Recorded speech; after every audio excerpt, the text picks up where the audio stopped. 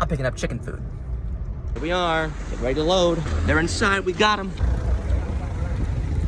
It's early morning. I'm picking up my chickens today. Prepping some vitamin-rich water for their drinking pleasure. Look at that yellow color. Ooh, yum. Ah, it's one of those bright, beautiful mornings. Check out this chicken coop. Huge. Gonna put 65 chickens in there. Yeah, I built this myself out of PVC pipe. Yeah, I'm a genius. Cardboard down so we don't mess up the car. Right, we've arrived here at the square, and now we're waiting for the chickens. All right, the chickens have been got. There they are in their boxes. We're heading back home. Take a look. Look at them. Look at the little fellas. Yeah. All right, ladies and gents, the chickens are in the house. Supposedly 91 or so. We're gonna find out when we open the boxes. We're gonna take them and put them, voila, into that tractor. Let's do it. Hello, chickie chicks. There we go. These guys are gonna be hungry and thirsty. All right, so in this pen, we're gonna put about 65 to 70 chickens. So we gotta count them, make sure they're all here. 1, 2, 3, 4, 5, 6, 7, looking good. 8, 9, 10, 11, 21. 39 so far. 40, 41, 42, 43, 44, 45, cool. 15 more to go. 6, 7, 8, 69, and 70. Okay. There's just one little critter left in here. Just one little guy. Look at this little fella. He's got a clean butt, which is a great sign. He looks a little bit skeptical of the situation, but that's okay. Don't be nihilistic. Just be a little skeptical. That's okay. Look at all of my birds. 70 birds in here. They're already super curious about stuff. They're pecking around. They're munching on grass. They're looking great. Lively. I'm gonna have to check them a little more thoroughly to make sure none of them have rat bites or anything like that. But this water is vitamin enriched. I'm happy with what I'm seeing. I'm not seeing any chickens crouching down or huddling up like this. They're alert. They're looking around. They're trying to figure out what's going on. It's good stuff. We're gonna put food down. Soon they'll figure out where the water is. It's very good that their initial instinct is to go under the roof. That's what we want. We want them to get used to going under the roof because these Cornish cob types are known for being stupid. And oftentimes they will just stay in the open section of the cage in the middle of a rainstorm. And that is not good. So they have to be trained. And so these ones are well on their way. Take a look at these birdies. 70 birds, stretching their legs, giving themselves a scratch, checking things out, pecking around, already eating stuff. I mean, it's just glorious. Just incredible stuff. And even more incredible camera work. Super impressed with the cinematography. All right, and let's get these last chickens into their pen. And then we'll get them all water and food. What a beautiful day for getting chicken. The weather is clement, not too much sun, not too much shade, just the right amount of light and dryness. Chickens hate humidity, kills them. So this dry weather that's cool is quite ideal. I'll lift this sucker up like so. Let's see how many we got over here. 3, 4, 5, 6, 7, 8, 9, 10, 11, 12, 13, 14, 15, 16, 17. That's 87 chickens. Okay, given these numbers, I'm gonna take a couple from that pen and put them in here, just so we have a full amount in each pen. You also don't want the chickens to be too few in a pen. Don't want to getting too much exercise. And also body heat is important, especially in the colder months like now. So let's go grab 2 more from there. Look, they're discovering the water. Little munchkins. Perfect. It's starting to get poopy in here. Just need one more little fella. Hello, my little chickie chicks. I'm like a giant dinosaur in here. Papa? Oh, you're okay. Good girl. We got him. Look at these fine birdie specimens. Look at him. He's wrapping his little wing around the other one. He's comforting him. It's okay, man. It's gonna be better on the other side. My daddy said, life is like a box of chocolates. You never know what you're gonna get.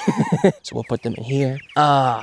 Beautiful. And now we'll prep their food and their water. Food and water prep time. Let's start the extravaganza. Gotta watch these cats. I don't think they'll immediately attack my chicks, but it's always good to keep an eye out. Oh my gosh, I smell bacon. It smells almost as good as fried chicken. Close second. I would take fried chicken over bacon every time, especially my chicken fried. So here's what's going on. I am dosing my chicks initially with vitamins, okay? These are vitamin packs. They got vitamin A, vitamin D3, E, K, C, B1, B2, B6, B12, and some other minerals. This is just to fortify them because they're coming from a condition where they were in confinement, in an industrial setting, in giant warehouses, and now they're on grass, and the change of diet and the change of temperature and all this is going to affect them so much. So we want to bolster their immune system, so we're giving them some vitamins. I also have a couple of medications here just in case. This is called Bacox. You saw my other videos from my last season. I gave it to the chickens for combating coccidiosis, which is something that can kill them. It's where the poop comes red and can be deadly. So just as a precaution, I got that. And then I also have a couple of Oxyvet packs. And these are antibiotics for any bacterial infections they might get. So if I see any green poop or something suspicious like that, dose them with this. This lasts in the body about 7 days. So anything I give them will be given within the first couple of weeks and not in the last half of their life, because we want to make sure the body's totally clean of chemicals and things like this. But these are just precautionary. I'm not giving to them right now. It's only if I start seeing symptoms or if I feel like maybe they're getting a little bit weak because of the extreme change in their environment. So what we do is we take this little sucker and this scale here. You'll remember the scale from last time. It's way too small for what I need it for, but it's okay. It's around 1 gram per liter, and this is about 14 liters. Filling this up, the water will turn a nice urine-y yellow. Pro tip, always extend the other arm in the opposite direction of the heavy thing you're carrying. It's a balancing trick.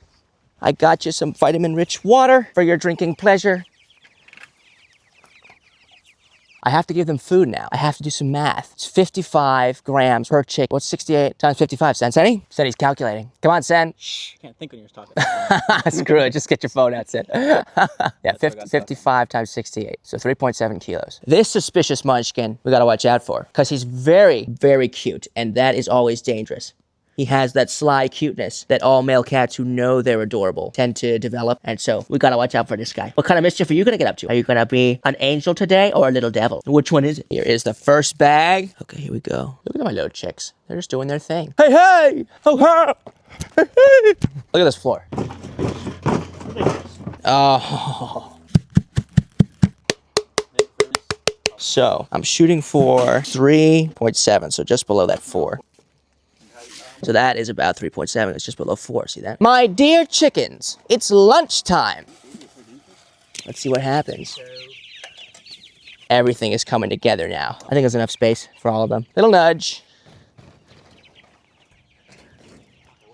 There we go. So let's finish up with these chickens, give them some food, and then we'll let them be, and we'll come back later, see how they're doing. So we just need 1 kilo for these fellas.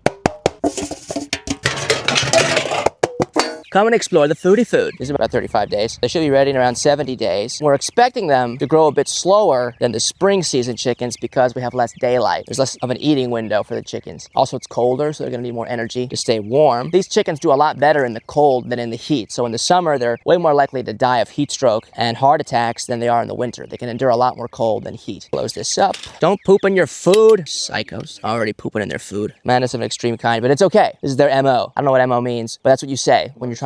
It's the modus operandi. I knew that. Mode of operations. The mode of operations. I was going to say that. MO. Modus memorandi. Mode of operations. The movement of opposites. Okay, that's it. Thank you very much. You're welcome. I'll see you in the next video.